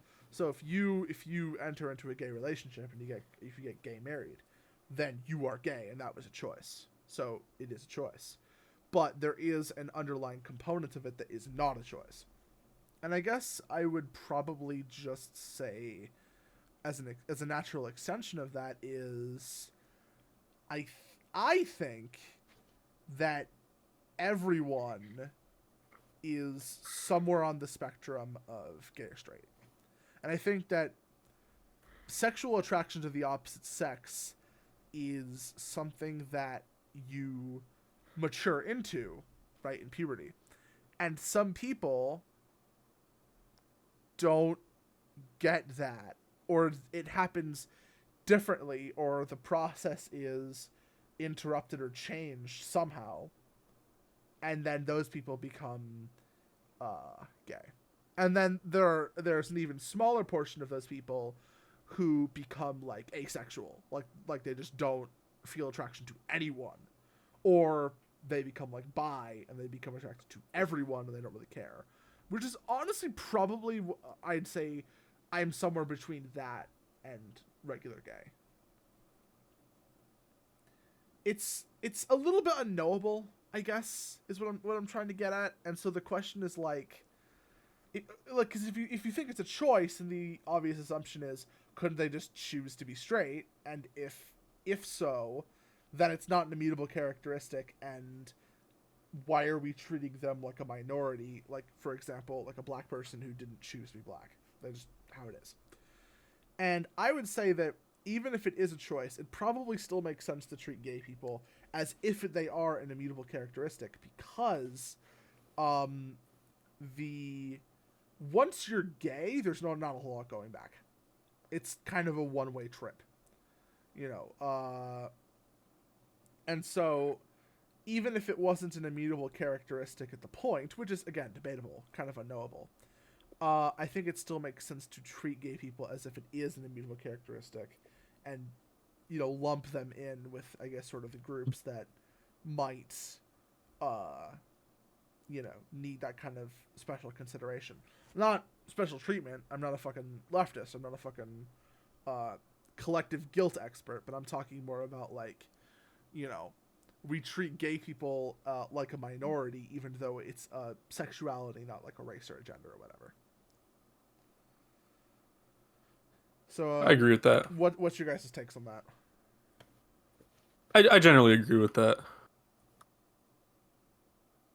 Yeah. Bro's holding back. Interesting. Huh. So you agree with that, Sonny? No, but yeah, sure. I don't. Yeah, sure. It's so over. Okay. Here's another topic about the gay debates. Should we put them into concentration camps? I think yes. Oh no. I'm joking. Alright, let's go to the real topic. Bro is not joking. Okay, now let's talk about... You're right. Okay, this is something that I thought was kind of, like, pretty standard for everyone. Like, this was just kind of like a baseline level belief. But I saw a video on this from a creator that I really, that I watch for political content, and kind of raised a question that I think is worth asking. And that is, should gay people be allowed to adopt children or, raise kids? That's a great question. My natural inclination is yes, because I think it'd be better for the kids to be adopted by someone than to be adopted by nobody. But I mean, a lot of the right likes to argue that gay people are a danger to kids, which I don't necessarily agree, just because straight people could also be a danger to kids depending on who you get. The implication is that gay people are groomers by default, because the implication is that the only way to be gay is to be groomed, and so hurt people, and so, if you're gay, you're automatically a groomer. That's where that kind of logic comes from. And so I'm not really talking about that. I mean, I guess I kind of am, but I'm really talking more about, like, we're assuming that all parties in the situation are healthy adult individuals who aren't abusers and aren't going to take advantage of yeah, of children course, physically or sexually or whatever. Of course. Well, maybe. I agree, personally, because I think, well, first of all, it's none of the government's business. That's just that. Second reason is because I think that that kind of statement is inherently anti-individualist. It tries to lump all gay people into one group and then collectively hold those people guilty for just being gay, which is stupid. But then, there are a couple other reasons. But I would just say I think the conversation is still worth having, because He's not ready for my take. I think I am ready for your take, and I think you probably agree more with with King Chao than you would agree with me, Sonny. That's what it's sounding like. I'm just saying, like, when it comes to, I guess, the topic of gay people, there's so much red tape around what you can and can't say. I feel like at this point, if we don't talk about him, who will, right? Yeah, we're the Tucker Carlson of fucking YouTube. Yeah. Are we really gonna let like only like the extremely like anti-gay like traditionalists have a domineer over the conversation about gay people without sounding like leftist radicals? I think that's a big mistake. So with that being said, Sonny, what is your take? All right, here's my take. Right, should and can, two different questions. They can do whatever they want. Should they? I think not. Because due to the family dynamic of having a mother that is nurturing and also a father figure that's supposed to be stern, which is kind of like the conservative household. That is the reason why I don't think gay people can. Because, for example, lesbian couple, they're both lesbians. Like, yeah, one can take the father role, one can take the mother role, but inherently, it's just not the same. Like, say lesbians get a son, right? They're not gonna understand what the the way he's thinking, the way he's going through puberty, because they didn't go through that. And vice versa, if two gay guys got a daughter, they don't know how the menstrual cycle works. They don't know what's going on in her mind because they didn't go through it. And you could say, go against this argument saying, oh, the two gay guys can get a son, but then they won't have the inherent motherly nature and productiveness that a normal mother would have towards their child. That's just nature.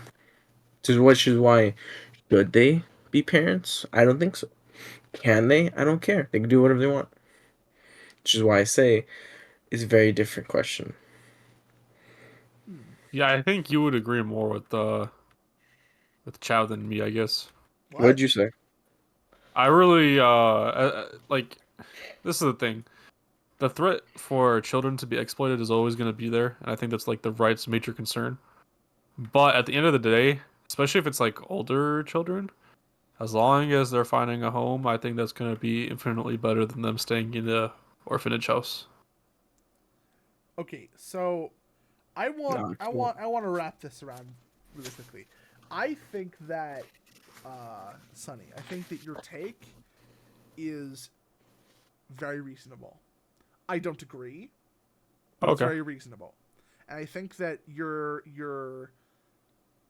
willingness to concede on perhaps a more radical view because you respect the individual rights of people to make their own choices is admirable. I think that that's a very important quality. And I think that a lot of people who hold your position but don't care about that respect for individual rights and autonomy would probably make an overarching claim that a gay couple having kids either through surrogacy or adoption would be illegal or somehow heavily restricted by the government. And I think that's again it's admirable because it shows that even if you disagree with it, you are willing to let it exist, and that shows a willingness to compromise, which is important. In terms of the motherly and fatherly nature thing, I would only counteract with the idea that every man and every woman is different.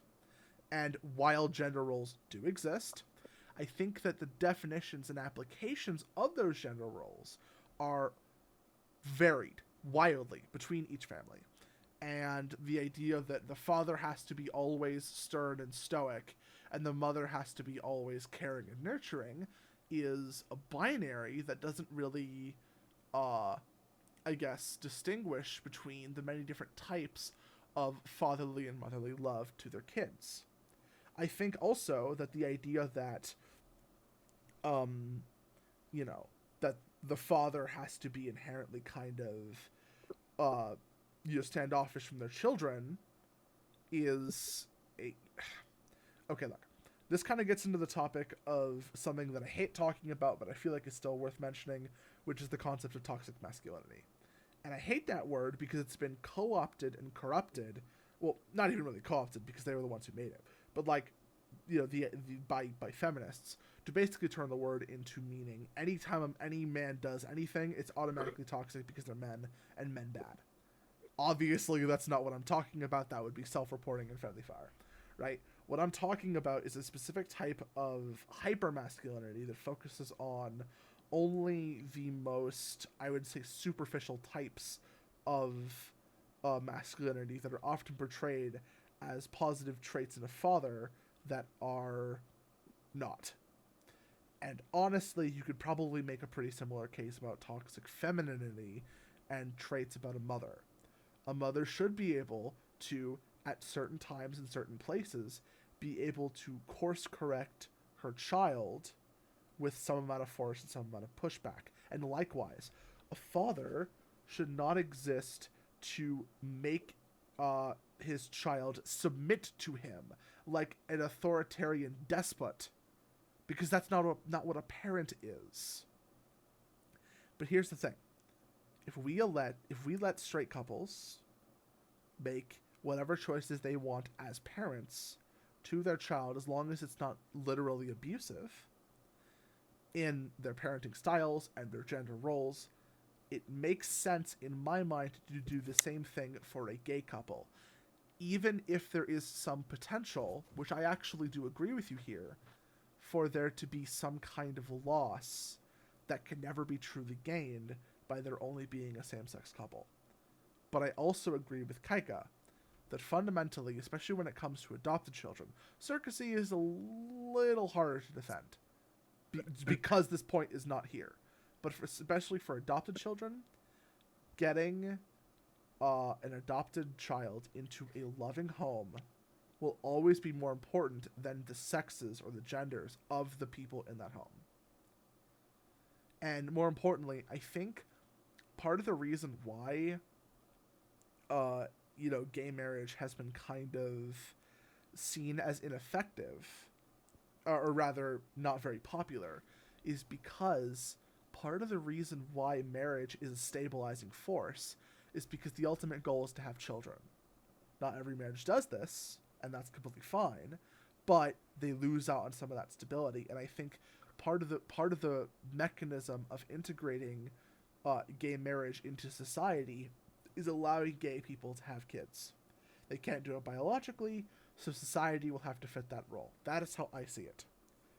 But the idea that you see it differently is completely fine. And I think that your perspective, it has merit. And I think it's worth considering. Okay. Wow, we agree Kinda. on some things. Okay, Wow. so not really much What a of a surprise. debate. It was really more of just a discussion. I think the Israel-Palestine thing got more heated than this. Yeah, well, obviously, yeah, come on. Like, we Okay. all agree gay people are bad. Come on. I know. Okay, so we're running out of time here, so I'm going to speed this up a little. The next thing that I want to talk about is the evolution of the LGBT movement. We're not going to get into a history lesson. I just want to talk about a particular phenomenon or pattern that I've noticed, and I think I want to talk about it with you guys. In the beginning, being gay was illegal, and it was something that could get you ostracized from your communities. It could get you killed, it could get you castrated, it could get you whatever, right? You were not allowed to be gay, period.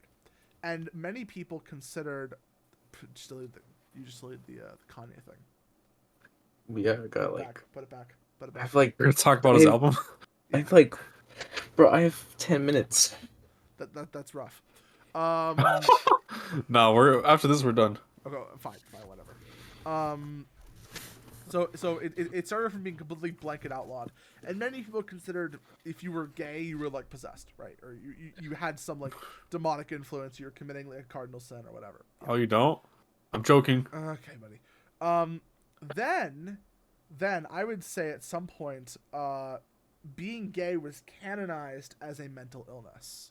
And this is a very key important note. If you were gay, you weren't evil, you were sick. You were sick and you had to be healed. That was what the whole conversion therapy was about.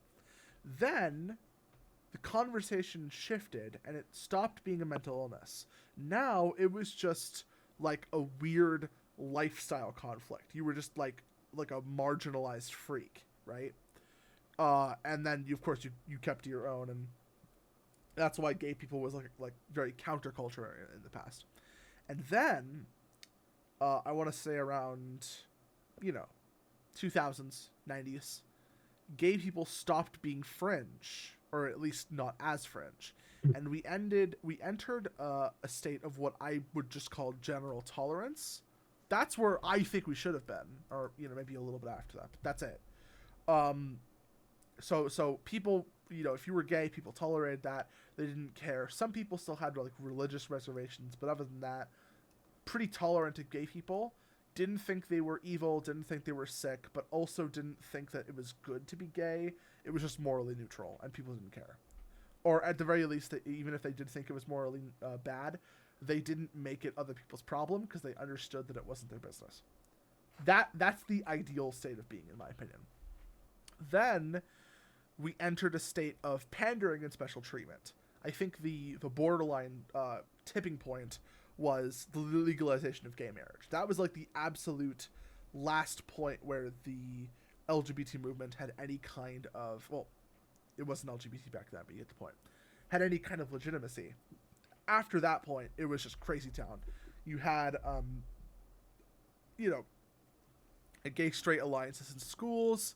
You had pride parades. You had, gay activists turning into lesbian, gay, bi, so LGB, and then LGBT, LGBTQ. It expanded from there, and now we have a state of total indoctrination into almost like a gay cult. Like being gay is now like an identity that is totally heckin' valid, and you now the word homophobic is like an attack. If you're afraid of gay people, you're like morally bad. And so that's where we're at. And I say all of this, I know I'm yapping, but like I'm getting to a core point, and that is, I've seen the cycle happen again. First, it started with I'm talking about like trans, like trans people. So it started with people thought that if you were trans, you were like evil, you were possessed. This was like the whole drag show thing, right? Like these people are, they're demons. They're corrupting the youth. This was all dog whistling at the time, but at some point it did actually become real. Then being trans was canonized as a mental illness, and it still is. It's called gender dysphoria. I'd say this is around 2014, 2015. Then in about, I would say 2020, we've reached the lifestyle conflict stage. So trans people are no longer considered mentally ill by the majority of the population. But a lot of people like on the right wing or on the center are still kind of opposed to trans people's lifestyle. They're not going to intervene. They're just going to try to stop it from influencing them or their kids. And this is kind of where we're at, but we're slowly entering the tolerance phase, where trans people are being openly tolerated in society, and if you have any problems with trans people as a group, you have to shut up about it. I would say that's pretty accurate to where we are right now. We are now entering the stage of pandering and special treatment, where if you are not trans, you will be treated as lesser than. And arguably, there are signs of that phase already in focus right now, like with affirmative action and with, progressive DEI, diversity, equity, inclusion hiring practices. It's getting to the point where, there's the Trans Day of Remembrance. There's many holidays and forms of celebration for being trans. Being trans is now slowly, we're not there yet, but being shown as being better than being cis or being normal, right? And then eventually we're going to get to the indoctrination stage. Depending on who you ask, we're already there. People are being indoctrinated into being trans. There were stories of, like in schools. A lot of this is relevant to kids. In schools where there are these like changing closets where like a boy can come out one end and a girl can come out the other, and they can like transition for the day. That is gender indoctrination. there are many examples where the fears of the cultural right from, let's say, 20, 30 years ago about trans people and people in drag are now realizing themselves in institutions to indoctrinate children to become trans. And once you get past the indoctrination stage, that's it. That's it. There's no more for this to go. It just continues to spiral and continue to define itself and continue to justify its own existence. So my question is it possible that we are wrong about trans people? I say that specifically because I feel like we are arguing from the lifestyle conflict and mental illness stages, and we would have done the same thing to gay people if it was like 20 years in the past.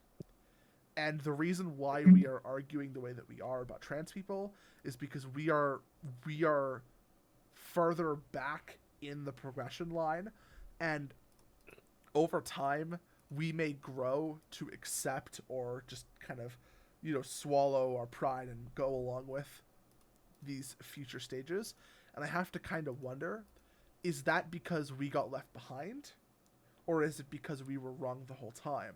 And furthermore, bringing this back to the whole gay debate, was this what happened with being gay? My quick thoughts.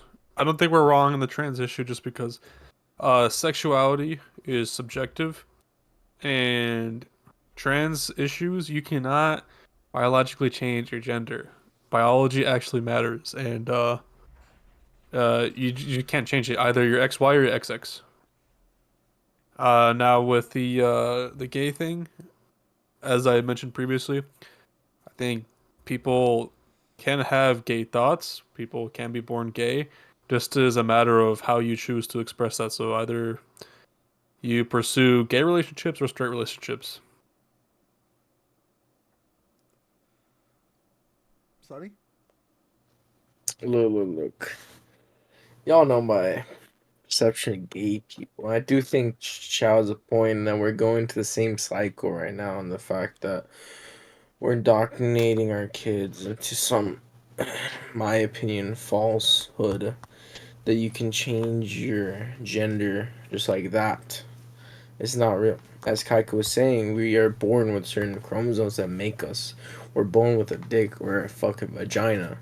Because I don't want to get religious out here, but the Lord made us way He wanted us to make us. Alright? It's just how it be. If you want to be a woman, that's tough. Go to GTA role playing fucking server and go be a woman. Go to Destiny 2 and create your own character. Exactly. Alright?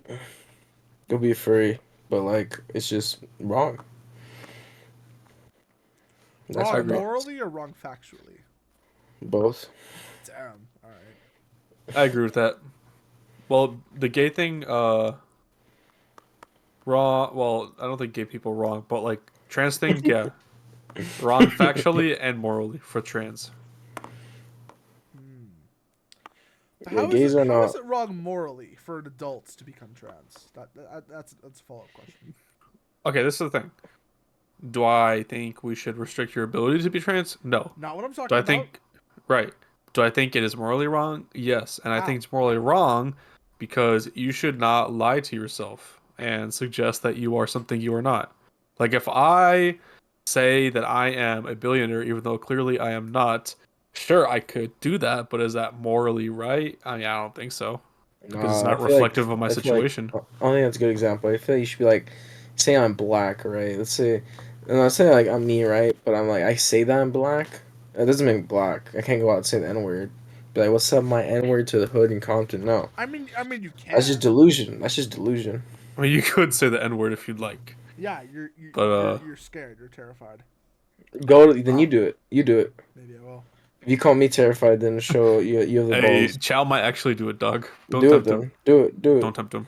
Anyways, I hope That would I have require me three going wi- outside, but I understand your point. I have 2 minutes. All right, let's wrap this up. Let's do the Mm. outro. Well- Sorry, Chao. We gotta cut short. Yeah, because he has to leave soon. Well, okay, but we will pick this up on Soul 53. Yeah. Keep posted Yeah. for that. All right. We can do that. We can do that Sunday if you guys are free. Oh, maybe. Night. We'll see. Sunday Soul night. 53. Super Bowl. Oh Super Bowl yeah. Sunday. It's super mid. All right. Super mid. I know what I said. Of course, the fact says that. Anyways, I this know. has been Sons of Liberty. Thank you for listening. I've been Sunny, your host with the most, and catch you guys next time. Hold up. We gotta do Bro. our outros too. No, fuck you guys. No, fuck you guys. I'm Just, kinda like, dirty get too out- casual. Get the fuck out. No. Bye. You do your outro. There. Oh, you fucking. I am King Chao. Season 2 is coming out. maybe. Coming out. All right. Trust. Thank you all for watching.